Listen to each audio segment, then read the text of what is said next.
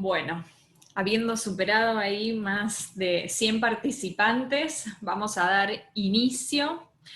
Bueno, en primer lugar, saludarlos a todos, muy buenas tardes. Les damos la bienvenida a una nueva masterclass, en esta oportunidad organizada en conjunto por la Diplomatura en Ciudades Inteligentes de la Escuela de Gobierno, Política y Relaciones Internacionales de la Universidad Austral, por el Instituto Ciudades del Futuro y por el Instituto Dominicano de Derecho Municipal.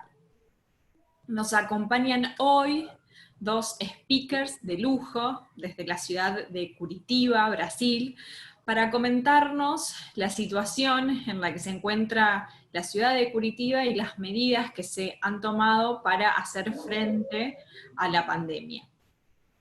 Antes de darle la palabra a nuestros conferencistas, me gustaría presentarlos. Hoy nos acompañan Pedro Ezequiel Marota y Rodolfo Sanín Feijó. Pedro Marota es el cónsul de la República Argentina en Curitiba. Anteriormente ha ejercido funciones diplomáticas en las ciudades de Shanghái y de Nueva Zelanda.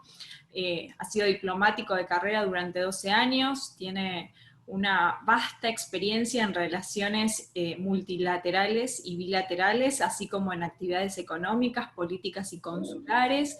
Tiene una licenciatura en Derecho y un MBA en Asuntos Internacionales. Así que bueno, vamos a aprovechar, Pedro, tu gran experiencia laboral para que nos cuentes un poco cómo la ciudad en donde estás hoy está gestionando el coronavirus.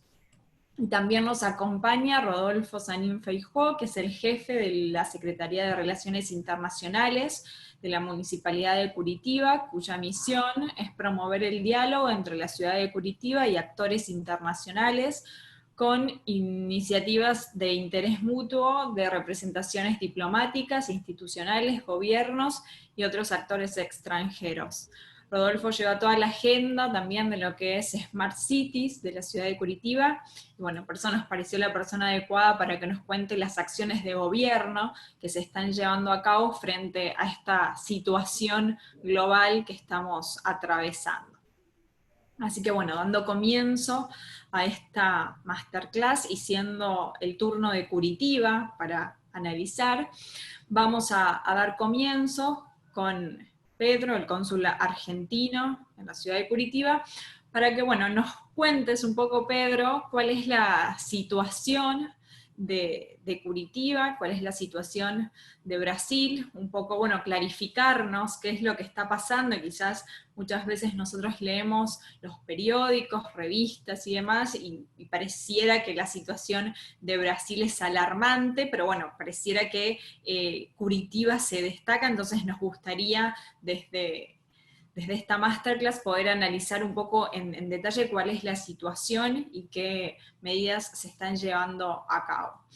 También quizás, bueno, muchos de las personas que tengamos conectadas quizás no estuvo en Curitiba, así que bueno, esta es una oportunidad de trasladarnos a Curitiba virtualmente, y entonces que nos cuentes un poco cuál es el background de la ciudad, por qué Curitiba es conocida, inclusive dentro de Brasil, y bueno, y nos cuentes estas cuestiones genéricas para, bueno, también después pasar y entender mejor las cuestiones que Rodolfo nos comente. Bueno, muchas gracias, Lucía, muchas gracias a la Universidad Austral. La verdad, muy honrado de compartir este panel virtual con Rodolfo y con otros destacados profesionales de toda América. Bueno, voy a tratar de contextualizar un poco, como ya estoy cumpliendo funciones hace 4 años en Curitiba, el 1 de junio cumplí 4 años, y tengo acceso directo a la información que se provee en Argentina, y vivo inmerso en la sociedad curitibana y paranaense. Tengo una buena concepción de lo que son las dos realidades, y a veces percibo y me la paso aclarándole eso a amigos y parientes, sobre todo a mi madre, con la cual que está encerrada ahí en Mar del Plata y tengo que hablar periódicamente, tratando de poner distancia en varias situaciones porque en función de cierto cariz o cierto sentido que ha tomado la prensa en Argentina, hay como una paranoia con relación a la situación en Brasil, y se toma a Brasil primero como si fuera una entidad monolítica, completa, coherente y cohesa, y Brasil es un gran país y dista mucho de ser una entidad monolítica y cohesa, es casi un continente con sustantivas realidades diferentes, tiene muchos detalles, muchos contrastes, y dentro de ese crisol, de ese abanico de contrastes que es Brasil, no solo regional, sino inclusive dentro de una misma región, dentro de un mismo estado, la situación en particular que puedo adelantar que la de Curitiba es muy buena en ese contexto, y fue muy temprano que comenzó a trabajar Curitiba el tema del COVID, pero como hace un rato en la preparación estábamos trabajando, el tema COVID-19 y la pandemia tiene efectos ecualizadores que disparan o trabajan y operan sobre situaciones previas. O sea, hay como un tubo de tiempo, hay un ingreso a la pandemia con una situación preestablecida, en general Curitiba y Paraná dentro de Brasil, muy buena en términos económicos, indicadores sociales de desempleo, sobre todo comparativamente, y en términos absolutos, y está lo que te afecta cuando ya estás al periodo de pandemia y cómo vas a salir. Puede ser que en algunos casos salgas mejor, muy pocos, tal vez algunos, tengas que cambiar conductas, y en otros casos vas a salir no tan bien.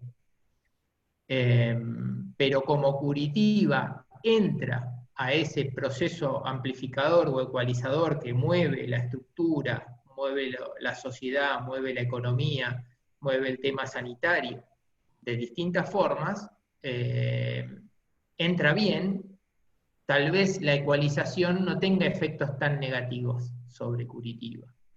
Y de hecho está funcionando bastante bien, tal vez por eso. Y también requiere mucha cintura de parte de las autoridades del municipio, porque como ustedes saben,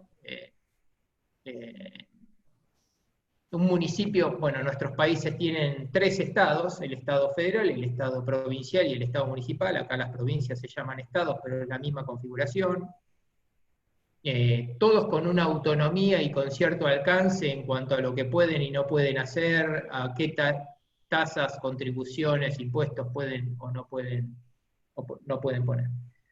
Pero Curitiba, digamos, los municipios con esa autonomía y con esa serie de derechos, también tienen una cantidad de limitaciones, y a pesar de ser emisores de políticas y tener el poder de policía y poder establecer ciertas reglas frente a la pandemia, son, diría, en una medida mayor, en un porcentaje mayor, receptores de políticas del gobierno federal, en este caso de Brasilia, y del gobierno estadual, porque obviamente son la capital del Estado y están afectados. Tienen un rol privilegiado por ser la capital del Estado. De hecho, a comienzos de la pandemia, el propio presidente Bolsonaro y el ministro de Economía y de Salud tuvo una reunión con los prefeitos de todas las capitales estaduales.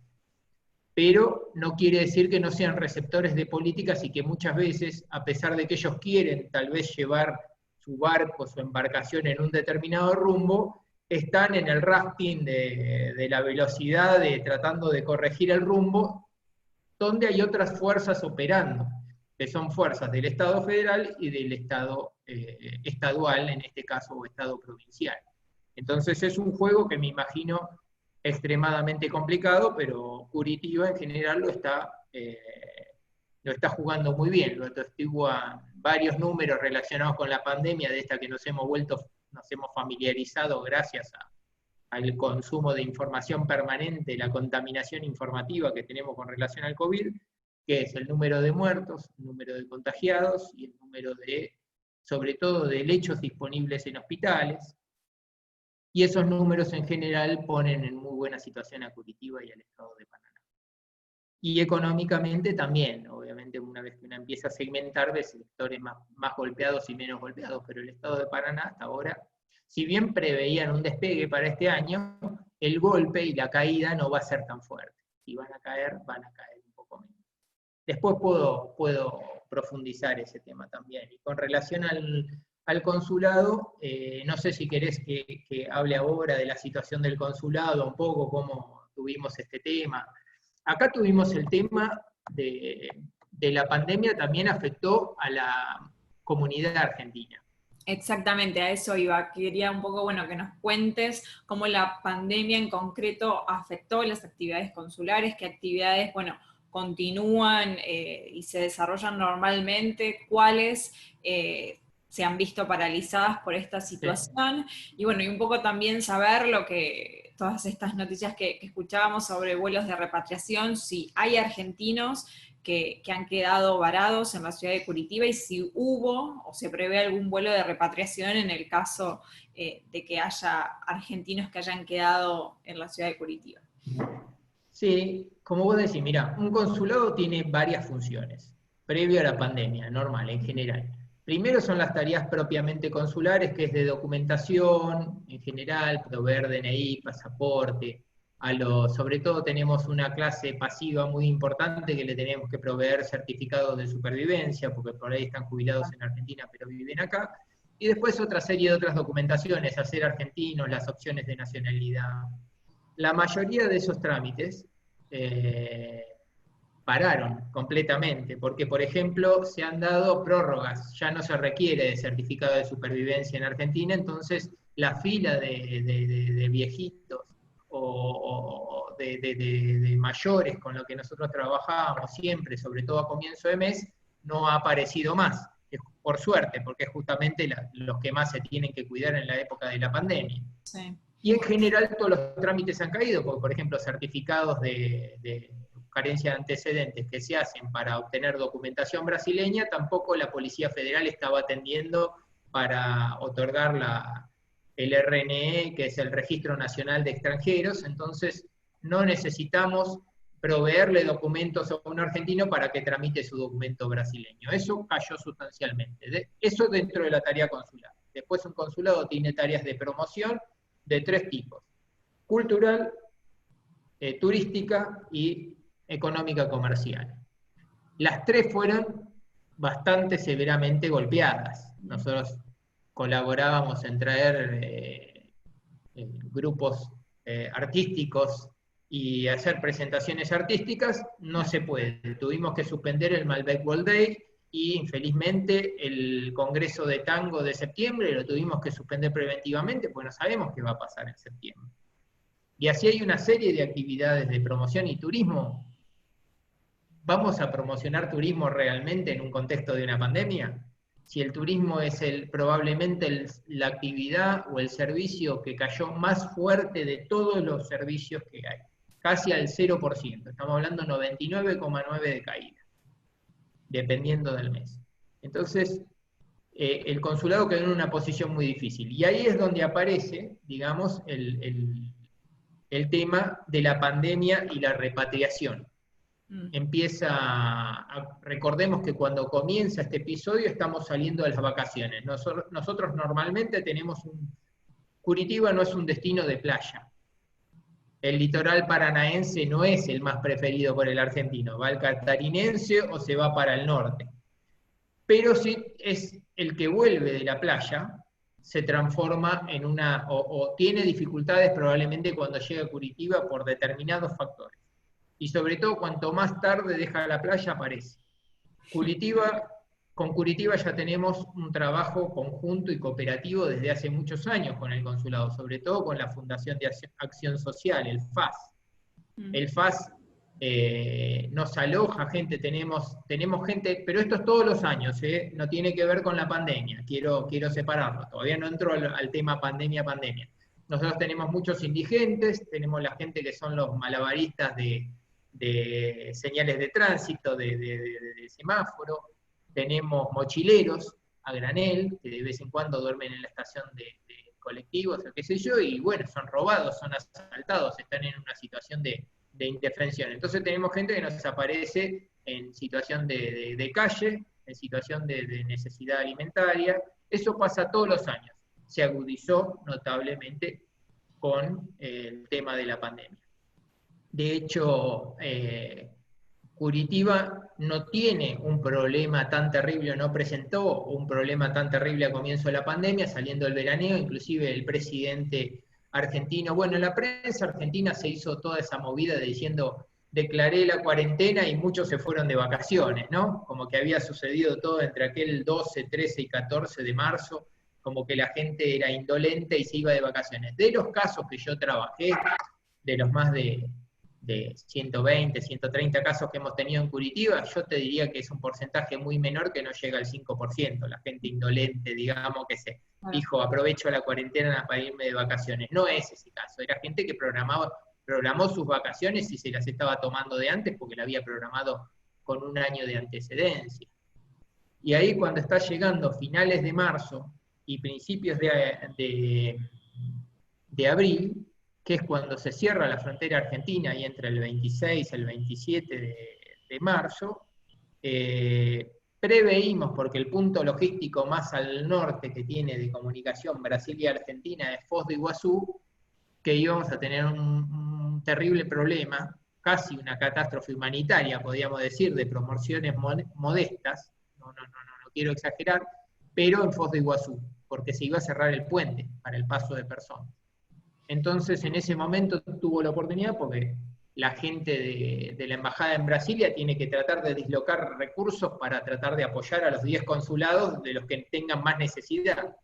Y en ese momento nos llaman de Brasilia y nos dicen, ustedes son los que están en mejor situación, cancelación de vuelos, ustedes están a 9, 10 horas de auto de Foz de Iguazú, podrían ir a ayudar a Foz de Iguazú.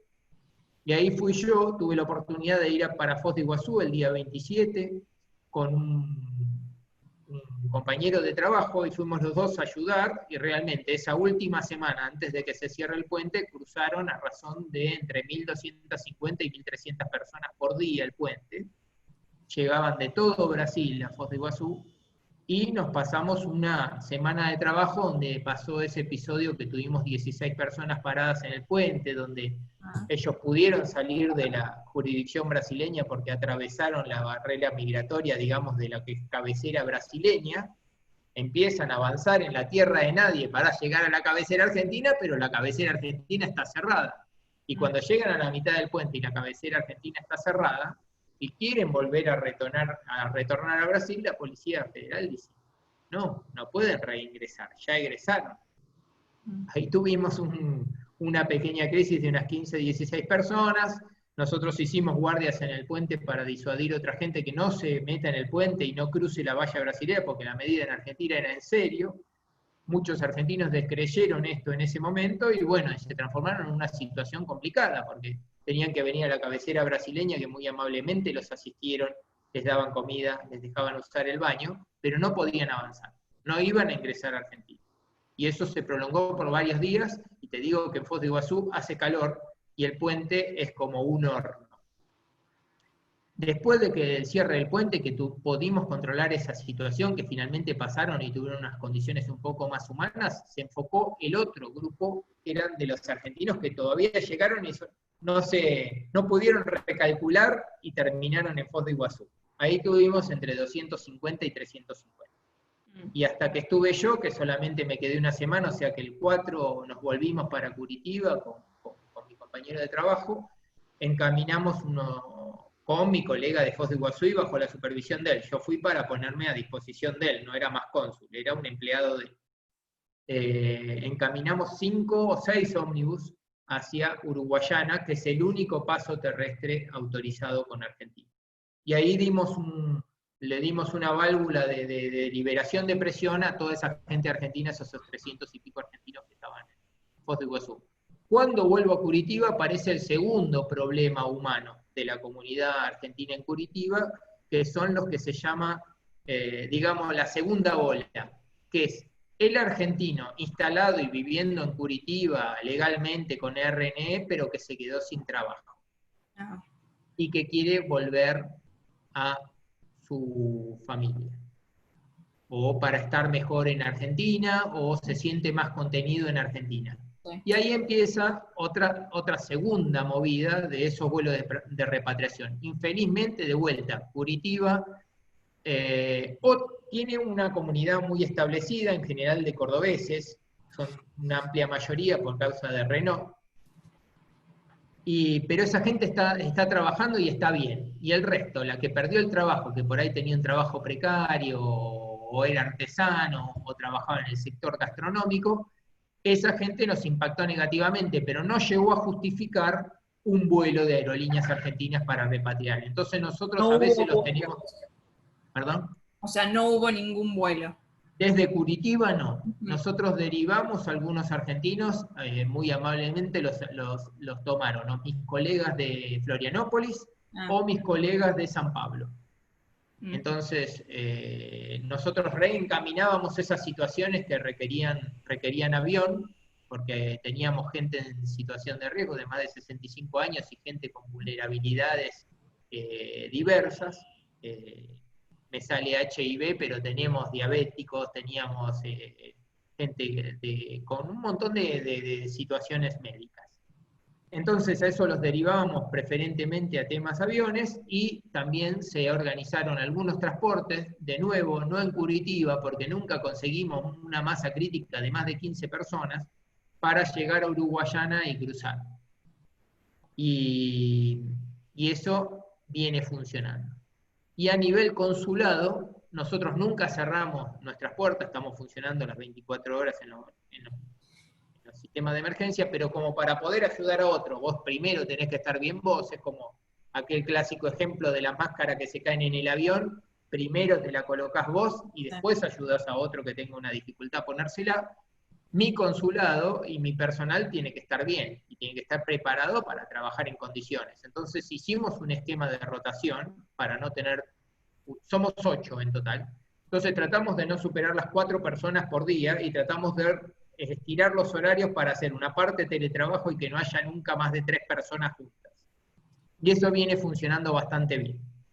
Y tratamos de tener una reunión de coordinación semanal, tratando, ahora establecimos no presencial, antes era presencial, estábamos todos con máscara, pero era para unificar criterios e informaciones, pero hay que cuidar a los empleados del consulado, y efectivamente afectó nuestra operatoria, y solamente estamos trabajando, sacando las emergencias que las hay, estamos trabajando con turno previo. No se puede caer espontáneamente como era hasta antes de la pandemia, entre las 9 y la 1 y te teníamos que atender. No, ya no funciona así el consulado, no puede. Justamente mi próxima pregunta iba hasta estas cuestiones que tienen que ver, digamos, con lo social, con lo comportamental. Bueno, vos bien mencionabas que algunas actividades mismo del consulado se vieron afectadas, se tiene que sacar un turno previo.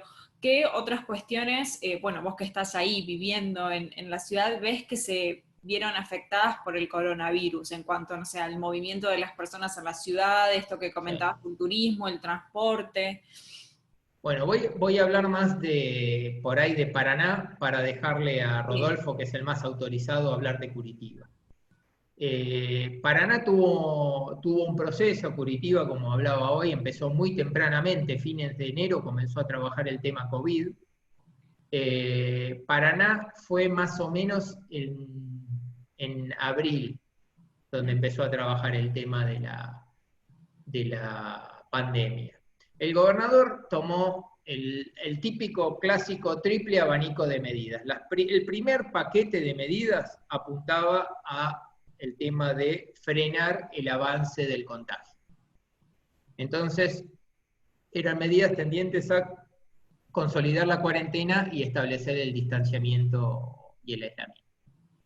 El segundo grupo de medidas que sale a continuación dentro de esa semana, lo puedo mirar, acá lo tengo apuntado, es el dirigido a el tema industrial y económico, porque se preveía ya tempranamente que esto iba a tener un impacto económico importante sobre las empresas. Entonces se hizo un paquete para pymes fundamentalmente, pero también tenían que ver situaciones particulares de empresas grandes. Y el tercer grupo de medidas que sale del gobierno del gobernador Ratiño está destinado a los grupos vulnerables. Son todas las familias que están en riesgo, los que están recibiendo Bolsa Familia y los que perdieron inminentemente su empleo y que vivían del empleo y del ingreso diario para poder vivir.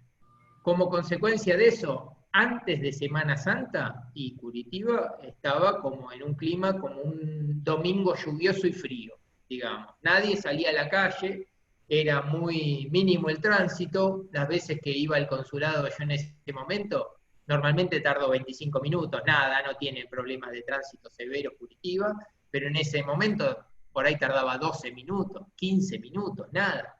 Era muy relajado, la gente estaba trabajando el tema del aislamiento, habían cerrado, sobre todo cuando se cerraron las escuelas o empezaron a trabajar a distancia las escuelas, y el gimnasio, los gimnasios importantes como el Blue Fit o el Smart Fit, esos cerraron, las piscinas públicas, una serie de lugares, y después empezaron con los cierres de los parques, pero se respetó muy bien. Tuvieron unas semanas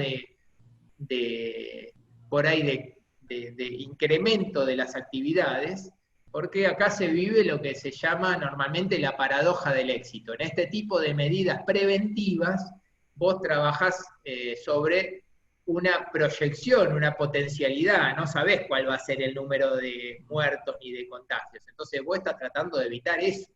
Pero cuanto más éxito vos tenés en el manejo de eso o en evitar ese tipo de contagios, la gente menos percibe la efectividad de la política, porque no ve nada, no ve que no pasa nada, y lo único que siente es que está perdiendo el tiempo. Y eso es lo más triste. Y en algún momento, Rodolfo por ahí lo cuenta, ahí saliendo de Semana Santa, la gente empezó a perder la fe en ese tipo de prevención y empezó a salir a la calle, que es donde inmediatamente en esa semana o en la siguiente sale el tema de las máscaras al cruce, como diciendo, bueno, si van a salir, por lo menos me usan las máscaras obligatoriamente, porque no funciona, no podemos soltar las actividades como si hubiera plena normalidad, porque no es así. Y ya a esa altura, otros lugares de Brasil estaban mostrando que no hay que tomar a la ligera el tema del COVID, y que es un peligro importante. Entonces, bueno, eso lo dejo para que lo hable Rodolfo. Paraná lo ha manejado muy bien, ha habido un tema con los cultos, con el culto evangélico, si suprimía el culto evangélico, si no lo suprimía, después lo cerró, después lo abrió. También Paraná es un receptor de políticas. El Ejecutivo Nacional brasileño, como todo político, sea prefecto, sea gobernador, pero más si sos el Ejecutivo Nacional, funciona por medio de incentivos o desincentivos. Para traducirlo lisa y llanamente, zanahoria y palo. Entonces, vos querés estimular un camino, das una zanahoria. Entonces, ¿cómo haces para torcer el brazo o conducir a los políticos, a los gobernadores, que en un primer momento estaban muy unificados frente al Ejecutivo, tipo 25 de 27 gobernadores, que son en realidad 26 gobernadores más el prefecto del Distrito Federal de Brasilia? Esos 27, 25 estaban unificados en una política de aislamiento cuarentenario. Y 2 más o menos, pero el Ejecutivo Nacional nunca estuvo muy convencido, nunca bajó una directiva muy severa, paremos todo. Eso sí se ve en los medios argentinos y se trabaja, pero como es un sistema federal, 25 gobernadores, entre los cuales estaba Ratiño, trabajaron muy bien el tema del aislamiento y se lo impusieron muy seriamente. Pero el Ejecutivo sigue trabajando, te da zanahoria, te pega con el palito, y fue venciendo esa severidad de los gobernadores, y tuvieron que flexibilizar, porque si no, no recibían beneficios, no recibían fondos públicos para combate a la pandemia, no recibían determinadas, no sé, unidades sanitarias o unidades de respiradores o lo que vos le quieras llamar, o inclusive directamente les vetaba algún tipo de participación presupuestaria. Entonces, ese tipo de cosas han desintegrado el grupo unificado de 25 gobernadores, y hoy se maneja un grupo menor. Ese tipo de cambios políticos y de flexibilizaciones afectó Paraná, necesariamente. Y eso pone probablemente mucha más presión sobre el gobierno de el prefecto Greca Macedo, que obviamente estoy feliz por estar al frente del consulado en Curitiba y no en varias otras ciudades, estados brasileños. Pero bueno, eso es lo que te podría decir de pantallazo general y para que tengan una idea cómo se... Clarísimo todo, como siempre, Pedro, muchísimas gracias. Y bueno, ahora nos gustaría un poco, digamos, saber cuál es el estado de situación y las medidas que se han tomado en Curitiba, y bueno, y qué mejor que escucharlo de primera mano a través de Rodolfo, que trabaja en la Municipalidad de Curitiba y que bueno, está trabajando en todos estos temas. Así que Rodolfo, bienvenido y bueno, antes que nada, muchas gracias porque sabemos que en estos tiempos de crisis las agendas y los tiempos son complicados para todos los actores estatales, así que bueno, muchísimas gracias por tomarte el tiempo de acompañarnos acá. Y bueno, y simplemente eso, que nos comentes cuáles son las acciones que ha llevado la Municipalidad de Curitiba para hacer frente a la pandemia. Buenas tardes, Lucía. Buenas tardes a todos en la Universidad Austral. Un saludo especial al cónsul Pedro, que es un amigo de la alcaldía, pero también un amigo de toda la ciudad. Es un placer muy grande compartir este espacio y poder hacer reflexiones sobre no solo el caso de Curitiba, pero la situación en general en Argentina, en nuestra región sudamericana y en todo el mundo. Bueno, Curitiba hoy, empiezo con unos números, tiene 63 casualidades, muertes por el nuevo coronavirus y 1.400 casos de infecciones en la ciudad. Para hacer una contextualización, nuestras 63 muertes se integran con un total de 39.000 muertes en todo el país, ¿no? Y en las últimas 24 horas hemos tenido 1.200 muertes en todo el país. Entonces es una situación muy, muy dura para Brasil.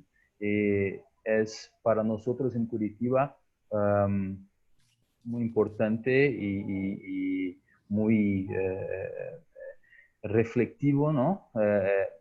Imaginar nuestra ciudad en este contexto nacional tan difícil. Brasil posiblemente va a ser el segundo país con más número de muertes en todo el mundo en las próximas semanas, atrás solo de Estados Unidos, ¿no? La situación está especialmente difícil en el norte del país, en los estados de Amazonas, Pará, en el nordeste, Pernambuco. Por ejemplo, aquí en Curitiba nosotros tenemos 30 muertes por millón de habitantes. En la ciudad de Belén, que es un gran centro urbano, la capital del estado de Pará, más de 1.000 muertes por millón de habitantes. Entonces, en verdad que Curitiba tiene números muy distintos de otras regiones de Brasil. Como Pedro nos ha dicho, Brasil es un país de proporciones continentales con muchas disparidades, ¿no? Regionales, ¿no? También dentro de las propias regiones. Entonces, se puede decir que Brasil no tiene una sola curva del virus, pero sí muchas curvas, ¿no? Estas asimetrías, ¿no? de las capacidades de las ciudades, de las regiones en la respuesta a la pandemia es lo que ha diferenciado Curitiba en este momento, porque nuestra ciudad tiene un histórico de planificación, un histórico de preparo de nuestra estructura que nos ha llevado a este momento. Entonces, se puede decir que los números de Curitiba hoy reflejan los últimos 40 años de trabajo en la ciudad, ¿no? Y así que es interesante mirar también esta pandemia y sus impactos en las ciudades con una perspectiva en este túnel de tiempo que Pedro ha dicho que me ha gustado mucho, ¿no? Y mirar cómo en los últimos 40, 50 años, la ciudad de Curitiba ha preparado su estructura urbana que hoy nos permite números menos negativos, por así decir, ¿no? Y es importante comprender también que en el aspecto político, como Cónsul Pedro ha hablado, Curitiba es una ciudad, de entre otras ciudades del mundo, que ha llamado un protagonismo más grande para sus acciones, ¿no? Porque a nivel federal, a nivel internacional, hay una desconexión muy grande de muchas políticas.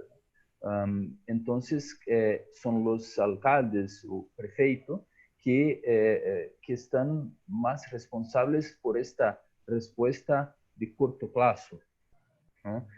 Las respuestas emergenciales.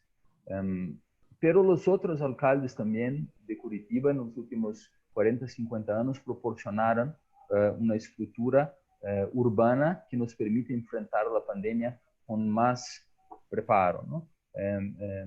Por ejemplo, Curitiba es una ciudad que tiene uno de los más altos niveles de áreas verdes por kilómetro cuadrado en las zonas urbanas.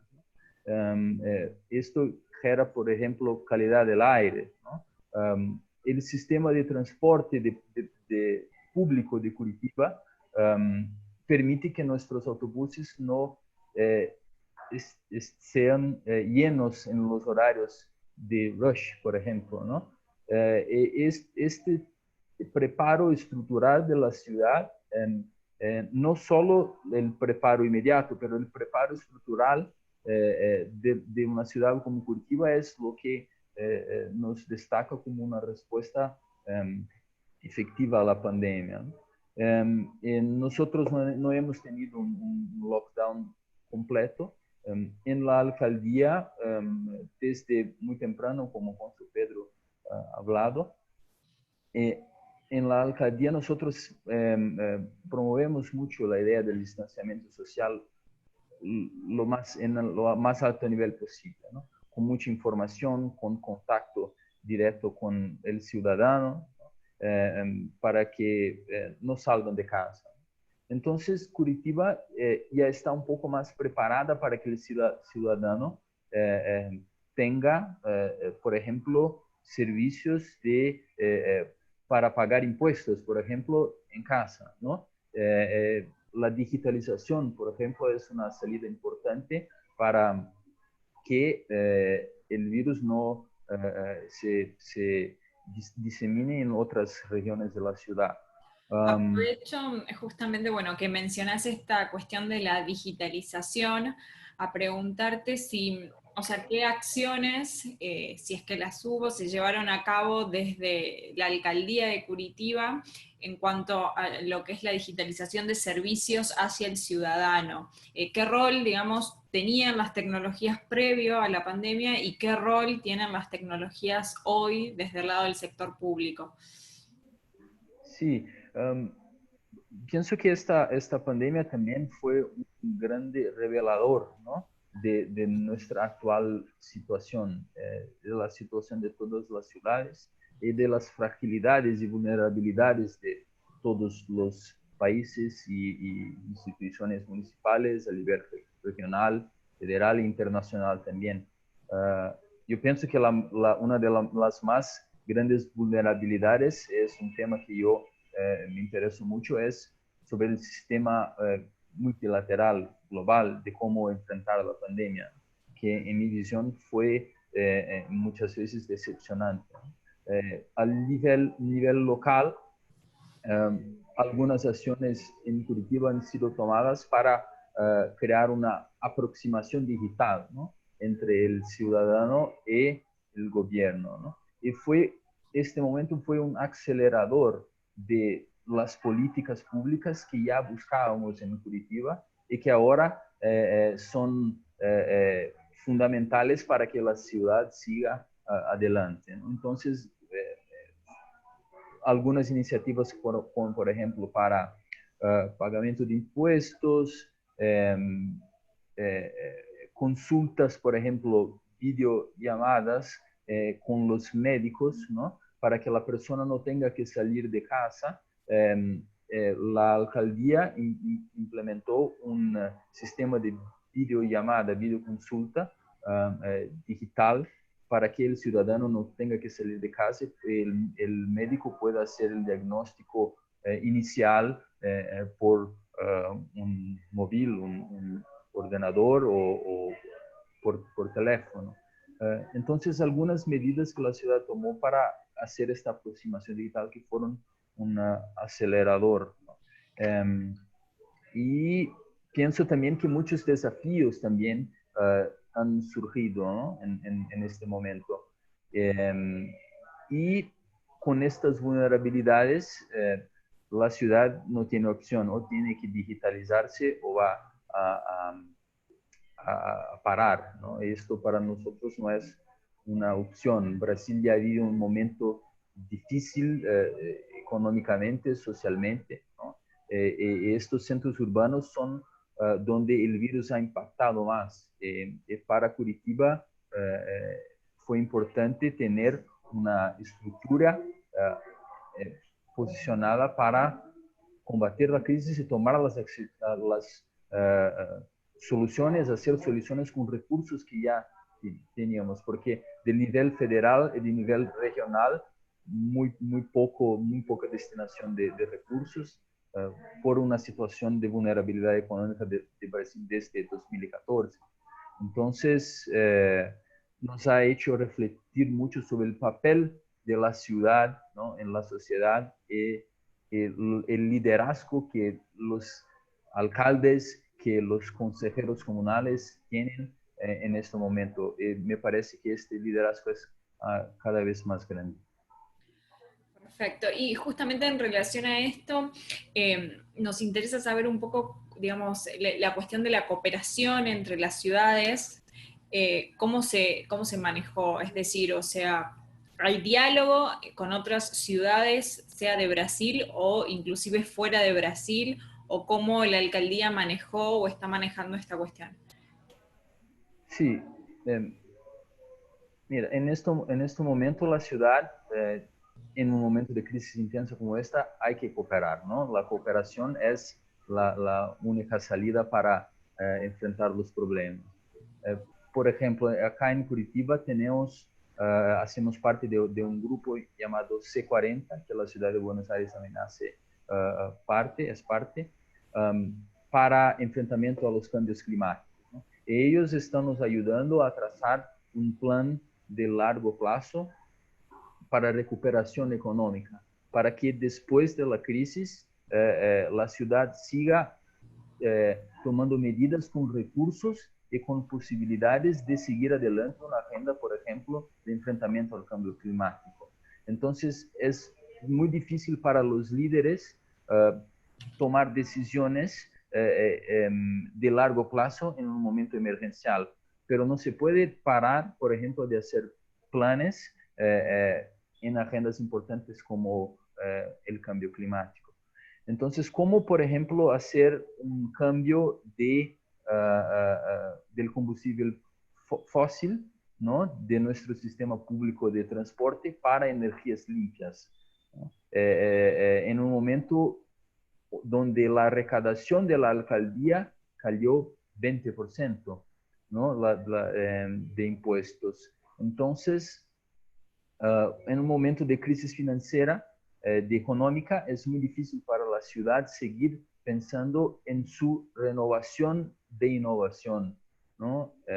Es importante que la ciudad siga una agenda de transformación digital, pero las necesidades en el momento son muy localizadas.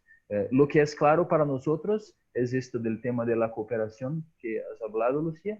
Es la necesidad de crear redes, por ejemplo, de cooperación y solidaridad a nivel local, ¿no? Esta red de C40 también está nos ayudando a hacer un plan de una acción ya que tenemos muy desarrollada en Curitiba, que es las haciendas urbanas, ¿no? La agricultura urbana, cómo la gente puede, por ejemplo, fortalecer su sistema inmunológico, ¿no? Y combatir mejor el virus dentro de sus cuerpos con una red de seguridad alimentar, ¿no? Entonces son esos factores que una ciudad puede transformar y usar la inteligencia para combatir la pandemia. Es esto que Curitiba busca hacer ahora, es usar algunas acciones de manera inteligente, sostenible, también de acuerdo con los objetivos del desarrollo sostenible que tenemos fuerte acá, y usar de manera inteligente políticas públicas para combatir la pandemia, pero también para pensar en el desarrollo de la ciudad con innovación a largo plazo. Y vos justamente, bueno, mencionabas esta cuestión de la baja en la recaudación de la alcaldía y me gustaría entonces pasar un poco a que nos comentes algo sobre la cuestión económica de lo que es Curitiba. Un poco, o quizás lo que nosotros escuchamos desde los medios de comunicación, que pareciera que, bueno, que en Brasil está la dicotomía de eso, o reservamos o conservamos las cuestiones económicas o la salud, pareciera que son una cosa o la otra. Entonces, bueno, quería saber cómo en concreto Curitiba, digamos, concibe esta cuestión. Sí, es una cuestión muy importante, porque esta es una crisis económica con drama social, ¿no? Con reflejos sociales. Y como un grande centro urbano en América Latina, nosotros tenemos aquí muchas desigualdades, ¿no? Aunque Curitiba sea una ciudad con un índice de desarrollo humano alto a nivel nacional, tenemos aún muchas desigualdades en comparación con otros países, ¿no? Estamos buscando y participando ahora de un proyecto con la OCDE, ¿no? Y ellos están nos ayudando a, en primer lugar, medir el impacto económico en la ciudad, que esto es algo que aún no está muy claro para nadie, porque aún no hay números y datos suficientes para envasar las políticas económicas para el ciudadano. También esta crisis nos ayudó, por ejemplo, a mirar nuestras vulnerabilidades un poco dentro de este tema de digitalización también, que es una necesidad que tenemos de datos del ciudadano, ¿no? Por ejemplo, si hoy, con su Pedro ha hablado, por ejemplo, del sector del turismo, que también en Curitiba fue muy impactado. Si hoy, por ejemplo, queremos hacer una política de empleo, vamos a decir, para hombres de 45 a 60 años que han perdido sus empleos y trabajan en el sector turístico, es necesario información y datos suficientes para tomar las políticas públicas y hacer las proposiciones a nivel municipal para impactar directamente el ciudadano, ¿no? Esto en el nivel económico. Y no solo en Curitiba, pero en muchas ciudades de Brasil no hay estos datos, no sabemos dónde viven, cuál es el grado de instrucción, ¿no? Entonces, el proceso de innovación y digitalización también puede ayudar para ofrecer alternativas económicas de medidas económicas efectivas para los que más necesitan. Si no, se toman medidas municipales que se pierden en toda la población de Curitiba. En Curitiba tenemos 2 millones de habitantes casi, y otros 27 municipios en la área metropolitana, en la región metropolitana. Entonces, hay que pensar de manera integrada, ¿no? en toda la ciudad, en todos los componentes, en todas las microregiones que hay en la ciudad. Pero el impacto económico aún estamos midiendo, pero es muy grande. La OCDE estima que para cada mes de distanciamiento social en el mundo va a haber una reducción de 2% de crecimiento del PIB por mes. Entonces, aún estamos buscando estas informaciones también para nuestro departamento económico tomar las medidas. Perfecto. Y bueno, intentando pasar ahora a otra cuestión que nos interesa también saber cómo lo están manejando, es el tema de la educación. Un poco lo que vemos a grandes rasgos es que en la mayoría de las ciudades, bueno, se implementaron medidas de educación a distancia. Bueno, saber un poco, nos interesaba saber cuál es la situación de Curitiba en esta cuestión, cuál es la infraestructura, digamos, digital, el grado de conectividad que tiene la ciudad y bueno, y cuál fue el impacto de la pandemia en esta cuestión. O sea, sabemos que quizás en algunos estados se han adelantado las vacaciones, bueno, cuál era la situación de Sí, Curitiba en concreto. sí, es también un sector donde hay mucha complejidad, muy complejo, ¿no? Nuestros niños están todos a casa y queremos que ellos se queden a casa lo más tiempo posible, porque en fin, pueden ser también, son parte fundamental de una estrategia de ciudad para enfrentamiento a la pandemia, es el cuidado con los niños, ¿no?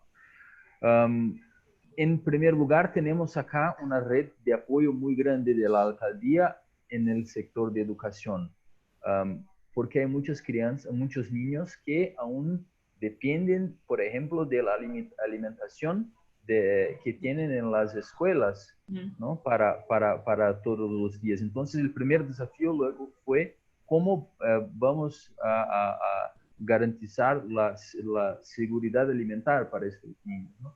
Entonces, medidas emergenciales empezaron a ser tomadas y las personas hicieron un registro, un cadastro, ¿no? Y la alcaldía empezó a fornecer alimentación para los niños y sus familias, ¿no?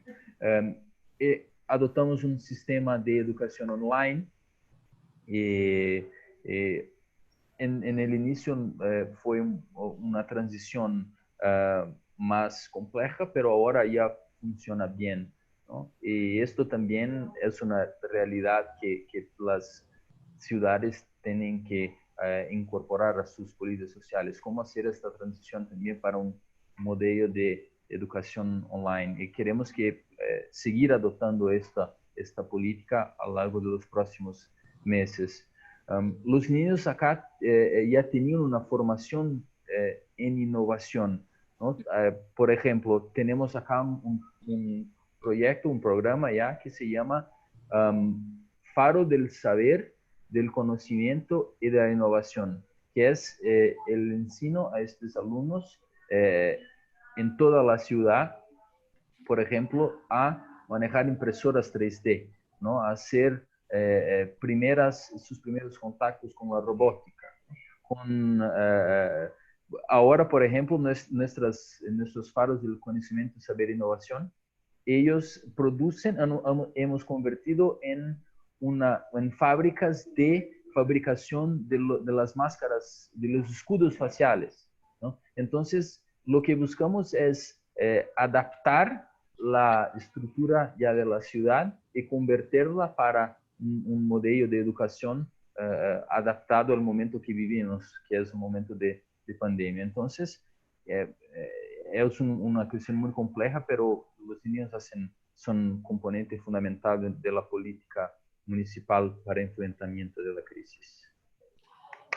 Y otra de las cuestiones que quizás nos interesaba saber, bueno, siempre, inclusive nosotros dentro de la diplomatura en ciudades inteligentes, tomamos Curitiba como un caso modelo de lo que es la planificación de las ciudades, por ser un hub de innovación, también por la educación y la cultura medioambiental que inclusive los ciudadanos curitibanos tienen, y bueno, y por toda esta cuestión del transporte, que bueno, Curitiba fue la ciudad con el primer BRT, el primer sistema integrado de transporte. Entonces, en estas últimas dos cuestiones me interesaba focalizar si en la pandemia, digamos, ustedes ven algún impacto concreto en las cuestiones ambientales y, digamos, cómo se está llevando a cabo el transporte público en la ciudad. Sí.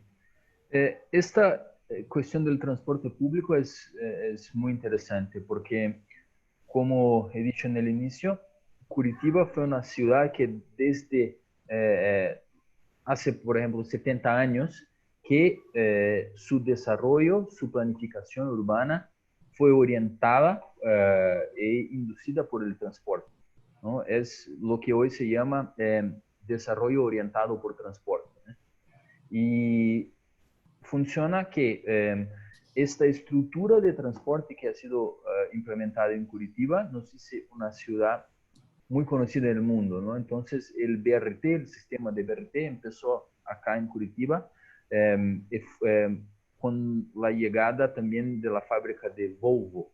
La llegada en Curitiba empezó a producir los autobuses para este sistema innovador, ¿no? El alcalde en la época se llamaba Jaime Lerner, que es un alcalde que fue 3 veces alcalde de Curitiba, una persona muy conocida, y después fue presidente de la Federación de Arquitectos en París, la Federación Mundial de Arquitectos. Entonces, hemos tenido un histórico, tenemos un histórico de alcaldes que son especialistas en urbanismo, en cuestiones de desarrollo y planificación pública, ¿no? En los últimos 40 años. Empezó en 1950 con una escuela de urbanistas franceses que implementaron en la ciudad un modelo de desarrollo con una distribución geográfica sostenible, ¿no?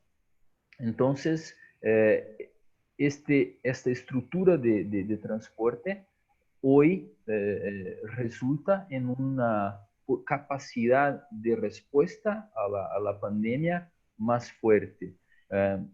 En términos de ambientales, por ejemplo, se puede decir que esto también es un factor que ayudó a la ciudad a enfrentar la pandemia, porque tenemos uno de los índices verdes más grandes por kilómetro cuadrado, más grandes de los centros urbanos de Brasil, ¿no? Entonces, en una ciudad donde hay espacios públicos abiertos, ¿no? Espacios públicos amplios para la población hacer ejercicios, aumentar sus capacidades biológicas de respuesta a la crisis, es más fácil para el individuo con una calidad de vida más grande enfrentar una situación como esta, también al propio nivel mental, ¿no?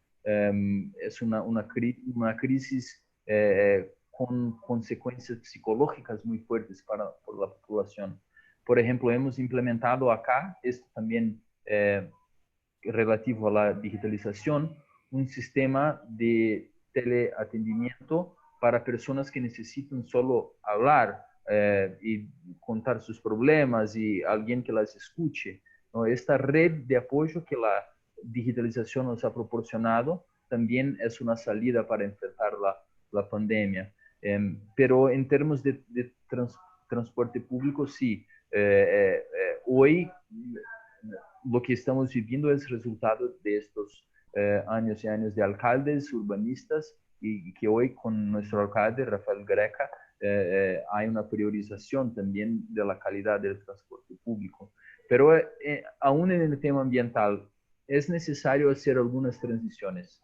Es necesario hacer la transición del combustible fósil para la energía limpia, ¿no? Esto es lo que las ciudades inteligentes están haciendo. En un momento de crisis como esta, cuando la operación del transporte público está difícil, ¿cómo pueden los administradores públicos o los alcaldes hacer estos cambios necesarios? Entonces, este es el desafío, ¿no? Es seguir innovando en un momento donde los recursos son limitados, pero las necesidades de cambio son cada vez más grandes. Exacto. Y me gustaría que le comentes a todos los participantes esta iniciativa del alcalde, bueno, de conectarse en vivo, de contestar preguntas. Bueno, me parece, digamos, importante destacar esto también como una forma de participación, de escuchar al ciudadano y la importancia que esto tiene en las ciudades. Sí. Lo que estamos viviendo hoy, pienso que en Brasil, pero en todo el mundo, es esta crisis de liderazgo, ¿no? Donde la gente nota una falta de conexión entre la población y los líderes políticos, ¿no? En nuestro alcalde, desde el inicio, siempre buscó ese contacto más directo con la población por los medios digitales, por contacto directo con la gente en sus visitas a los barrios. Entonces, en esta crisis, en este momento de pandemia, las redes sociales son muy importantes para él, ¿no? Y él participa 2 veces por semana de una live que se hace en la Secretaría de Salud, donde se hablan los números, ¿no? Entonces, la idea es eh, aproximar el ciudadano del gobierno, porque esta crisis también reveló un vácuo, una falta de liderazgo para que los políticos resuelvan los problemas locales de la población. Acá en Brasil nos decíamos, acá en Curitiba, queremos más Brasil y menos Brasilia. Brasilia es donde se hacen todas las decisiones políticas a nivel nacional, ¿no? Queremos más Brasil y menos Brasilia, más municipio y menos capital federal. Queremos soluciones a nivel regional y con el alcalde se poniendo cerca de la población, él puede escuchar los problemas de la población, él puede estar más cerca de la población, usar los medios digitales para recuperar la confianza de la población en el sistema público, porque parte de la crisis que vivimos hoy a nivel internacional también es esto, las personas no se sienten representadas. Hay una polarización muy grande. Vemos esto en Estados Unidos, acá en Brasil también. Una parte de la población no se siente en nada representada por los líderes de más alto nivel. Y los alcaldes tienen esta función, esta tarea de estar más cerca de la población y los medios digitales son la manera más efectiva de hacerlo. Muy buena esa iniciativa. Y por último, y para ir terminando con las preguntas y pasar a las preguntas de los participantes, me interesaba un poco que nos comentes cuáles son las acciones que se planean para la vuelta a la nueva normalidad. Vemos y escuchamos que ya hay muchas ciudades, inclusive quizás en Europa, que están reabriendo y volviendo a la normalidad, ajustándose, digamos, a nuevas reglas, inclusive, bueno, creo que el estado de Sao Paulo tiene ya un plan de reapertura dividida en 5 fases. Bueno, ¿cómo es y cómo Curitiba prevé volver a esta nueva normalidad y bajo qué normas o qué reglas? Sí. Bueno, en primer lugar, queremos que este nuevo normal sea implementado lo más después posible. Es necesario enfrentar la situación actual, los desafíos que vivimos, claro, hacer planes para el futuro, pero no, en verdad que no tenemos prisa de volver a implementar una situación sin las seguras, sin las certezas de que es el momento correcto. Entonces, en el momento en verdad que hay un equipo de planificación que hace estos planos, pero estamos todos focados en cómo atender al ciudadano ahora en este punto. Esto es la determinación del alcalde, es lo que dice, ¿no?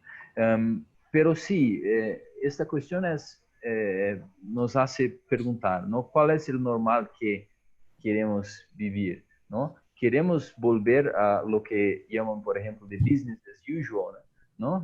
Que es negocios como antes normalmente, ¿no? Yo pienso que es fundamental que la ciudad ya no haga el business as usual, ¿no?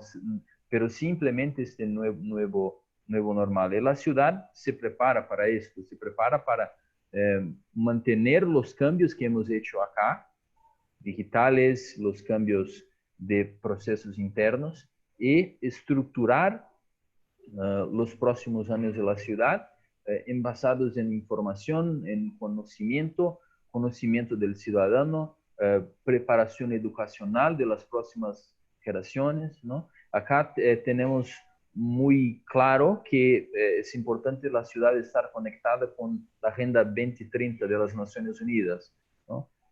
Y ahora con esta pandemia, la Agenda 2030 está muy afectada, ¿no?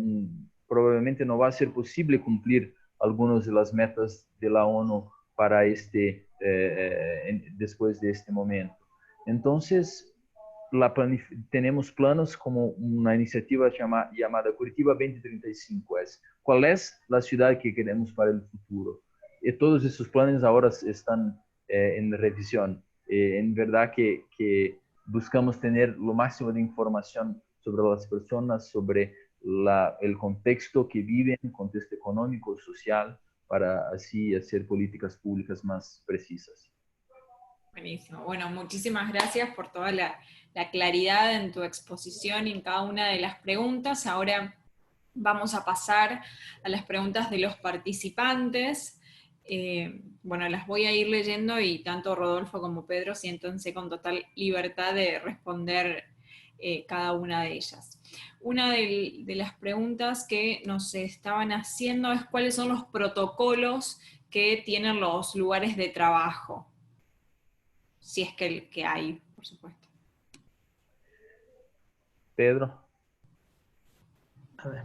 Sí, como introducción general, esta última semana, no sé si fue el lunes de esta semana o tal vez el viernes de la semana pasada, el Supremo Tribunal Federal brasileño estableció claramente que las empresas son responsables por contagios por COVID-19. Existe una responsabilidad empresarial por aquel que no toma medidas adecuadas para evitar contagio, y eso alertó, me imagino, al mundo empresarial. Esto fue un titular de Valor Económico, tiene un suplemento legislativo. Nosotros a nivel consulado ya veníamos tomando algunas medidas, pero eso me llamó bastante la atención, porque obviamente pone en las espaldas de los empresarios, de los que tienen que llevar adelante un negocio, una responsabilidad muy grande, que es la de evitar o usar la due diligence o la debida diligencia para que sus empleados no tengan contagio mientras se encuentran en el trabajo. El uso de máscaras o de la máscara completa, también el sistema de plástico, ese que te cubre toda la cara, de las gotículas que te pueden contaminar, es uno, pero también es obvio que la debida diligencia pasa por aquellas actividades que se pueden deslocalizar y transformarse en teletrabajo, transformarlas en teletrabajo.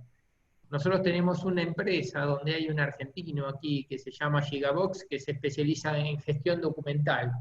Hace poco Brasil eliminó todo lo que es el archivo a papel, se terminó con la digitalización documental. En Brasil, un documento digital que está en un soporte magnético vale tanto cuanto un documento papel. Y Brasil se ha movido muy rápido en ese tema, y eso probablemente facilita mucho el tema de la burocracia y de los trámites no presenciales. De hecho, uno lo ve cotidianamente que el argentino que vive acá tiene muy facilitada la vida para lo que son gestiones administrativas varias. En algunos otros segmentos se podría evolucionar, pero era lo que vos mencionaste al principio, ese tipo de costumbres que a veces eran difíciles de morir, no terminaban nunca de morir, ir a la firma digital, ir a ser responsable de un documento vía digital, que un email te comprometa, que una conversación por WhatsApp te comprometa, tenga cierta responsabilidad, ese tipo de cosas están llegando y están llegando muy fuerte. Y eso facilita, me imagino, mucho la vida. Con relación a los ómnibus, creo que estaba preguntando el usuario, los dejo a Rodolfo. Obviamente el sistema público de transporte de Curitiba es reconocido mundialmente y creo que tienen número limitado de pasajeros, máscaras para los choferes y hacen limpiezas específicas de los ómnibus casi diariamente o más de una vez por día. No sé cómo es ese tema, pero Rodolfo seguro puede ilustrar mejor. Sí. En general, 50 personas por autobús con un distanciamiento muy bien establecido, y estas limpiezas con una donación de una empresa llamada Peróxidos, que nos donó los insumos químicos, los materiales químicos para hacer esta limpieza en los terminales de ómnibus, en los ómnibus todas las mañanas, en los puntos de espera de los ómnibus. Perfecto, paso a otra pregunta que dice, ¿tiene alguna estrategia Curitiba para seguir produciendo cultura en época de pandemia y por medios digitales? Sí, hay uno solo. Pedro, por favor. No, esa era una gran pregunta. Hoy estaba hablando con mis colaboradores. ¿Cuándo va a salir un streaming para hacer teatro? Pienso en el teatro del ex secretario de Cultura Fiani, el teatro del ALA, que tiene una propaganda radial que dice: compre su entrada, le vamos a dar facilidades para cuando vuelva la normalidad, usted va a tener un lugar garantizado en el teatro. Ellos, primero el teatro del ALA, el teatro del ex secretario Fiani, es un teatro muy innovador, ellos escriben sus propios libretos, en general son obras teatrales muy exitosas porque son divertidísimas, realmente. Curitiba tiene una escuela de teatro muy importante, realiza anualmente un festival de teatro que es el más grande de Brasil, y es en esta ciudad. Esa actividad está siendo golpeadísima, como están siendo los cines. Y ¿cuándo va a salir un streaming que uno paga una módica suma y por streaming asiste a una obra de teatro? Porque ¿qué pasa si, como dice la propaganda de radio del Teatro del Ala, yo compro la entrada hoy para ir al teatro mañana, pero esa normalidad que se apunta que va a aparecer un día mañana no aparece? Esa gente tiene que tener una respuesta, una alternativa, un plan B. Eso no sé si está en estudio, no sé si la Curitiba, porque en museos, por ejemplo, es fácil. Con ciertos protocolos, el Museo Niemeyer está abierto, está funcionando, pero hay que respetar el determinado distanciamiento. Pero un teatro es mucho más complicado, un cine es mucho más complicado para que una obra sea económicamente viable, ¿no? Te dejo, Rodolfo. A ver. Sí, perfecto, Pedro. Y también el uso de los medios digitales también está ayudando mucho en la promoción cultural, ¿no? Lo que preocupa mucho es las actividades de los artistas, ¿no? De estas personas artistas de calle, personas que viven del sector de cultura y que muchas veces no tienen posibilidad de otros rendimientos. En este sentido, la alcaldía busca fomentar promociones de empleo, hacer conexiones con empresas para un reposicionamiento profesional de estas personas también. En el tema de la digitalización en la cultura también hay un app que se llama Curitiba Lê. Hace unos 10 días que el alcalde lanzó en los medios digitales una app que ofrece libros de escritores curitibanos y de todo el Brasil, ofreciendo cultura a través gratis, ¿no? Sin costo alguno.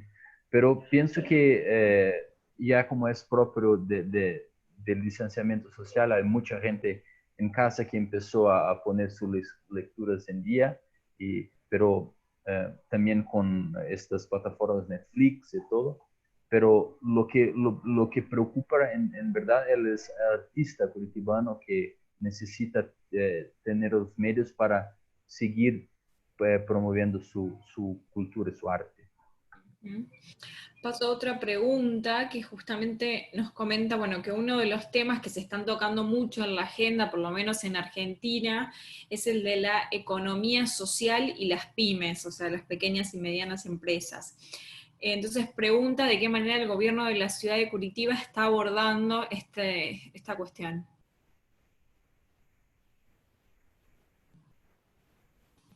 Que hago una pequeña introducción. El gran tema, las economías locales, lo que vive el negocio del barrio. Paradójicamente, en el último ejemplar de Gaceta do Povo de esta semana del diario, dice que la búsqueda más realizada, tipo subió exponencialmente 726% en Google, es compras locales, cómo ayudar al comercio del barrio. La gente está preocupada por el tema y quiere defender los comercios del barrio, ya no se quiere ir al maximercado.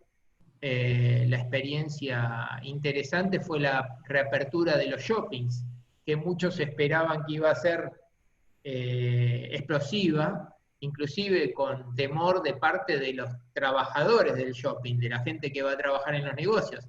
Y la afluencia a los shoppings fue tipo inferior al 40%. La gente no se quiere meter en el shopping. Además, el shopping, bueno, colaboraba también el buen tiempo de Curitiba. Curitiba, paralelamente a todo esto, infelizmente, y parte del estado de Paraná vivió una época de una sequía que no se registraba en décadas, donde lamentablemente los reservorios de Curitiba y alrededores de Sanepar estaban muy, muy bajos, y tuvieron que empezar a racionalizar el agua. Si Dios quiere, Rodolfo, se va a revertir porque estamos teniendo ya casi una semana de lluvia, y estos últimos días fue más intensa, así que fue muy bueno. Pero con buen tiempo, ¿por qué la gente se mete en un shopping? ¿Por qué la gente pasea en un shopping con su familia? Y si está cerrado el patio de comidas, o si no puede recibir determinada cantidad de gente, ¿por qué la gente iría al shopping? ¿Por qué no comprarlo en otro negocio o no comprarlo online? El mes pasado nosotros tuvimos una reunión con la FEComercio de Paraná, fue respetando el distanciamiento y todo, y ellos hablaban de las nuevas conductas del consumidor, tomando como parámetro lo que parece que está pasando ahora en el Día de los Enamorados y lo que había pasado en su momento en el Día de la Madre. Todo lo que era compra de shopping, básicamente toda la misma cantidad de gente, la porción de gente que perdió el shopping, lo ganaron en un 20% los negocios locales de calle y en un 80% las ventas online, que era un sistema que no era tan utilizado. Entonces está viniendo otra forma de compra. Eso también se relaciona con lo que estaba hablando también de la cultura de Rodolfo anteriormente, que me quedó una cosa por decir. Yo soy, como decía antes, y hablábamos en privado, yo soy de los Neandertal, que para poder leer un libro me encanta tener mi libro de papel acá. Entonces, no leo Kindle, la pantalla no me resulta tan amena para encontrar correcciones o defectos pero me tengo que ayornar y tengo que aprender y tengo que tomar como cotidiano leer en un Kindle y pasar la hoja digital, porque infelizmente el papel que estaba duro de morir, digamos, va a perder espacio. Ya no se puede leer en papel. Se terminó, ahora vamos a tener que leer digital. Lo mismo va a pasar con los shopping. No lo sé, Curitiba tiene grandes shoppings, tiene shoppings muy importantes. De hecho, el mayor de Latinoamérica se acabó de inaugurar el año pasado, en abril-mayo, que es el shopping del Jockey Club, ¿no? Y es el más grande de América Latina, y esa gente no va a conseguir reunir las multitudes que reunía hace 3 meses atrás adentro de un shopping. Es muy triste. No sé, Rodolfo, sí. Sí, perfecto, Pedro. Y también yo pienso que este tema de las pymes es fascinante. Y acá en Curitiba tenemos un foco muy especial en el ecosistema de pequeñas, micro y medias empresas que están ubicadas aquí, ¿no? Y, por ejemplo, tenemos acá un proyecto que se llama Vale do Pinhão. Esto es un proyecto que sugiero a todos que nos escuchan, después busquen sobre lo que es este proyecto, que es la creación de un grande ecosistema de algo como en proporciones muy más modestas, un Vale do Silício, pero un Vale do Pinhão. Pinhão, para quien no conoce, es la semilla del árbol de la araucaria. Y Curitiba en idioma indígena quiere decir mucho piñón. Entonces es la expresión creada por el alcalde de este Vale do Pinhão para valorar el fruto local, valorar la producción del pequeño emprendedor local, ¿no?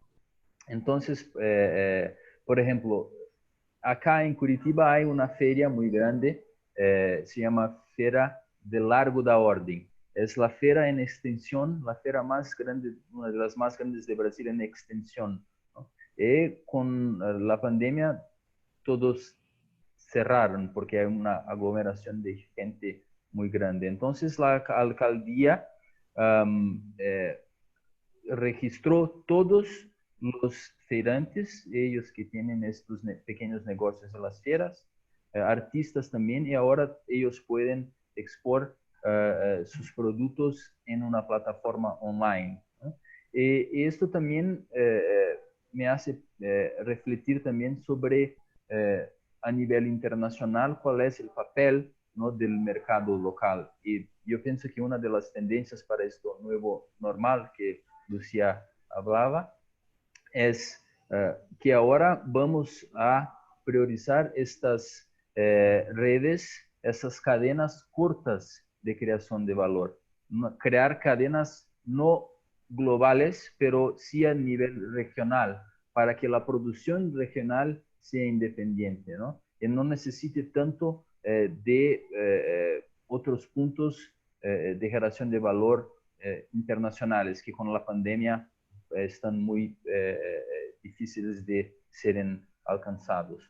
Entonces, la creación de esta red local, esta cadena de generación de valor a nivel regional, es un reflejo de la salida que pequeños productores encuentran para no más depender, tener en autonomía, para tener en autonomía a nivel regional, para que fenómenos globales como una pandemia no impacten tan directamente el pequeño productor.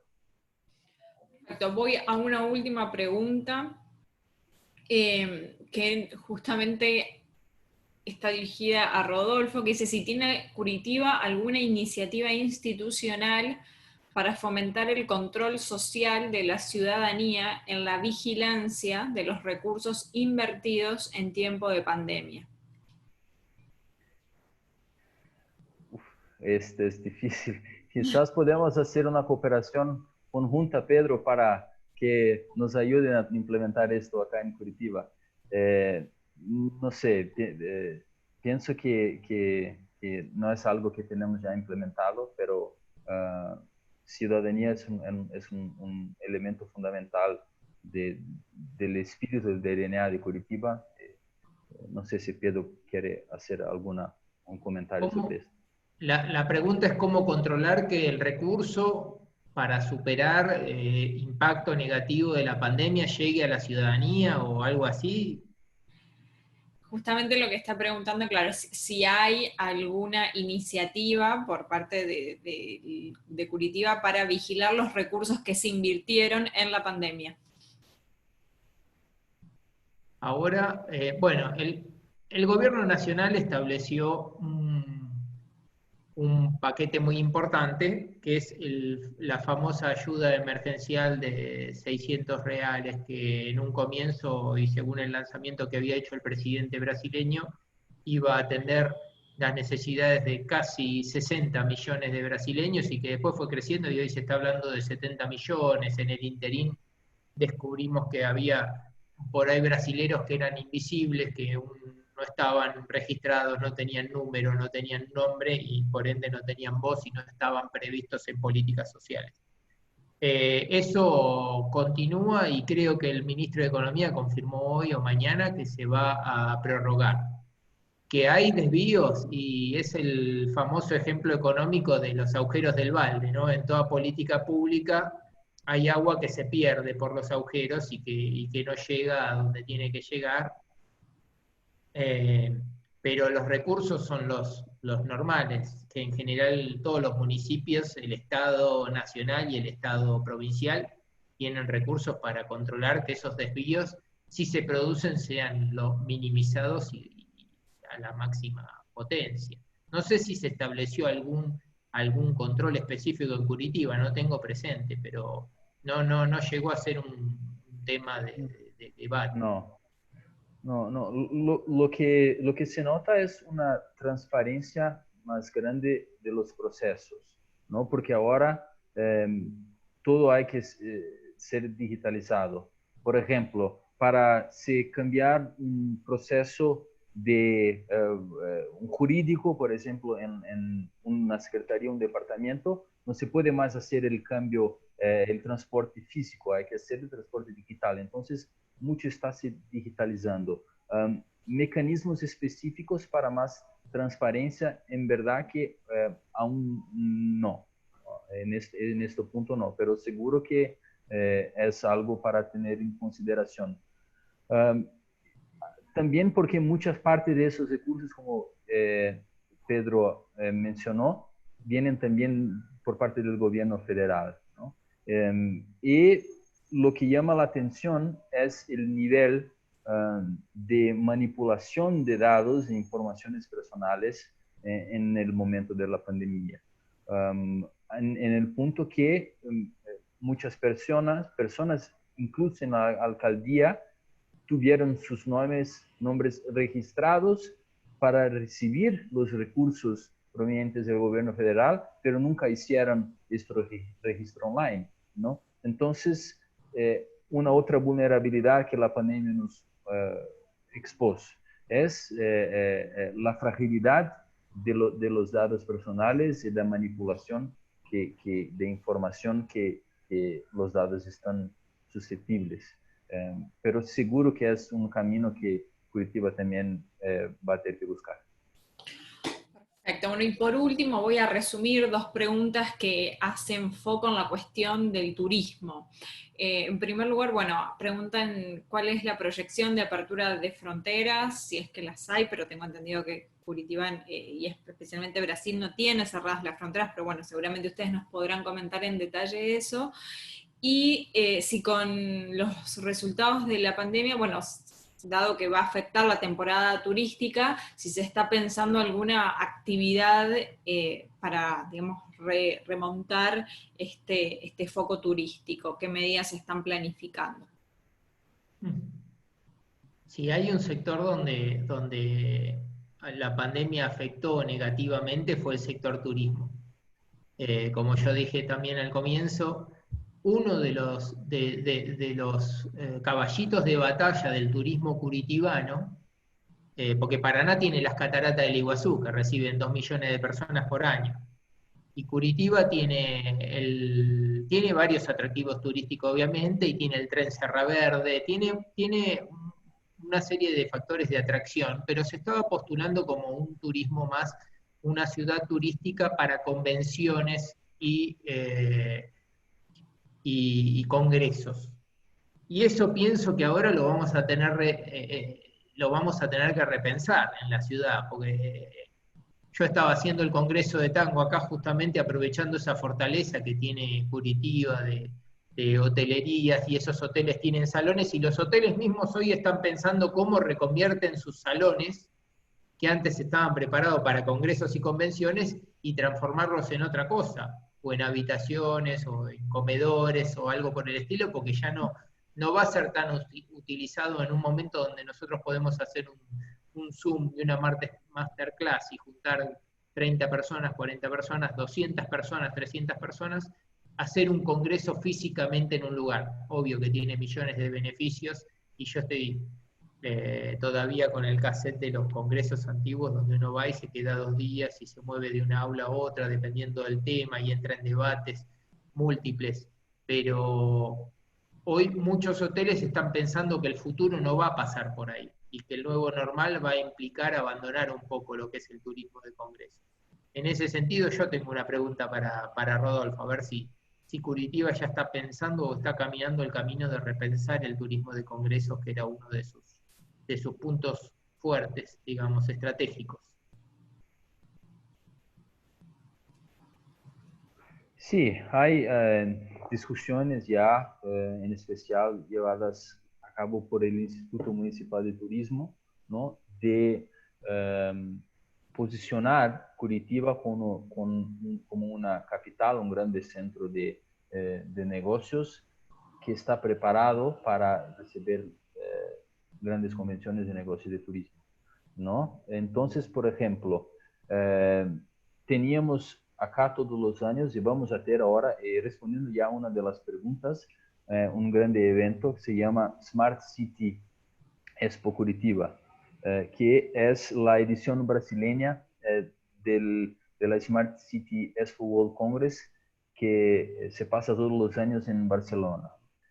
Una de las preguntas era sobre si vamos a realizar este evento otra vez este año en Curitiba. Sí, estamos nos preparando para que en la primera semana de diciembre se realice la Smart City Expo Curitiba, ya con un enfoque y una adaptación a esta nueva realidad, ¿no? Entonces, esto es parte de una estrategia del alcalde, también sé que esto pasa también a nivel estadual, de promover la ciudad como un centro de convenciones, negocios y grandes eventos internacionales.